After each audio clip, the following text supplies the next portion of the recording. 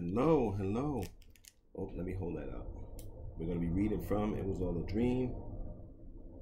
Um, and really good book about generation of Obama, the black millennials. I'm sorry, he's actually in my generation, but when he was president, you had the millennials there and their struggles. And we're going to talk about what it's like in the labor force. It all started with a women's study class during Lauren's junior year in college. She decided to take it as an elective for her biology major. It was nothing she'd really thought much about, though it ended up changing her entire life up until then. Lauren has been having a rough year. She's gotten pregnant and decided to have an abortion, then got caught up in a different relationship that had turned abusive, and she wasn't able to slip away easily. Everything changed when she started learning about gender, race, and sexuality. She eagerly absorbed the works of Judith Butler and Bell Hooks and soon began to think about privilege and power on a new, deeper level. She couldn't get enough of the scholarship, so the next summer she decided to switch her major from biology to women's studies. She had been accepted into a bevy of programs to receive training to become a physician's assistant after college, but she decided to enroll in the sole women's studies graduate program she had applied to. Lauren's upper middle class parents, to put it lightly, were angry and threatened to cut off all their financial support. They were immigrants from Ghana. The family had moved to North Carolina when she was 12 and wanted her to succeed. They didn't believe that they had come all the way to the United States for her to study women, but she insisted on enrolling, and they made good on their threat. They completely cut her off. They stopped paying for her tuition and living expenses, and suddenly Lauren was completely on her own. She was shocked, shaken up, and unsure about what to do next. Everybody's not on your side. Some people are here just to get paid and don't care, and they want their children to get paid and don't care, and they don't care about your children or you.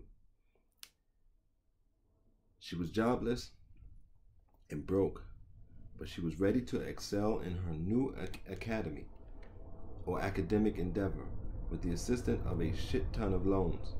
One day, as she was walking to her car in the parking lot of a mall in Durham, an old white guy catcalled her and said, "You're so beautiful." Confused, she muttered, what?" as he handed her his business card and suggested they hang out. She kept the card for a while, even told her friends about the odd scene. They got a good laugh about it and asked her if she planned to see him. She told them she probably wouldn't.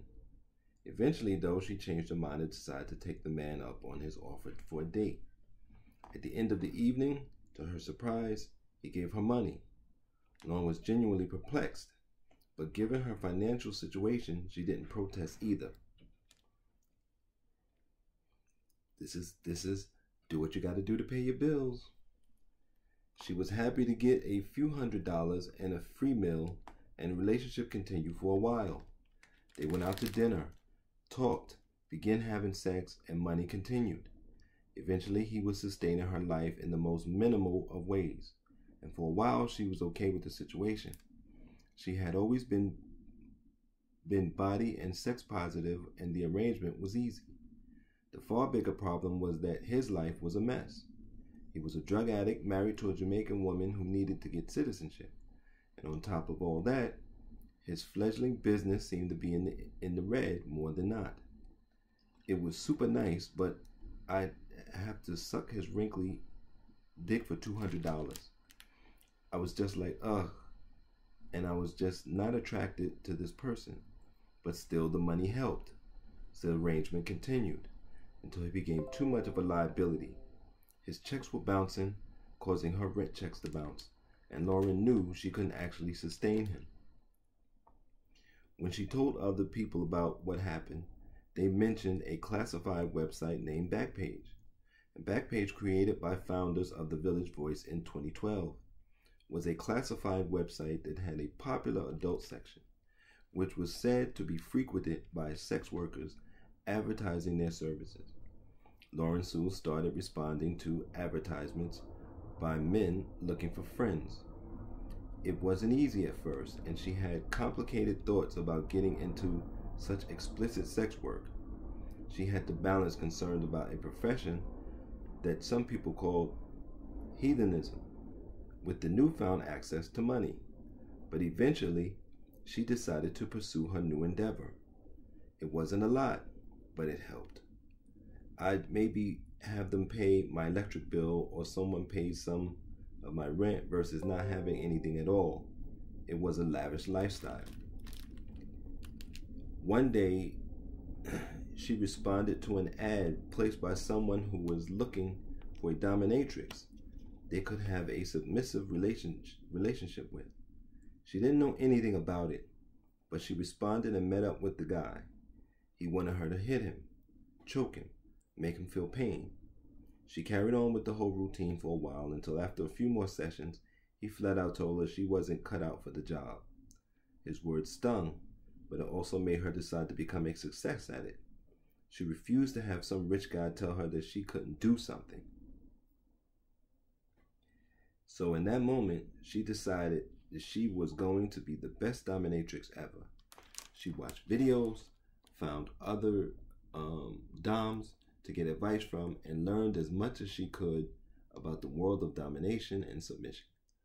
The more she learned about the niche industry in the sex work world, the more she was attracted to it. She liked the idea that power was flipped on its head, but even more she felt that this scenario allowed her to set boundaries with clients in a way she couldn't in the world of escorting and penetrative sex work. But first she had to figure out who she was, what her style was, and how she could make people submit. And this is why I say it's not a generational thing, but this is why I say black people are insane. Because if she was a conceptual thinker, she would have just went to medical school and did the thing if it was about money. And if it wasn't about money and about women's studies, then why didn't she just keep doing women's studies? Or she could have just went to medical school and studied women's studies on the side. But people just seem to drift. And this is what happens when you don't think conceptually. This is why I keep pushing conceptual thinking. Because then you just drift here and there. And then when you drift here and there, when you have the majority of us drifting here and there, then you have your scholars, your thinkers, they drifting too, because we don't get the support. And we all are just drifting, and we all are just vulnerable, and we're all getting slaughtered, ground down slowly. It was all a dream. Great book. I found it looking for something else. Really good book. And there goes the disappointer in chief. See you next time. Until then, support the links below and take care of yourselves. And please, please, please be safe.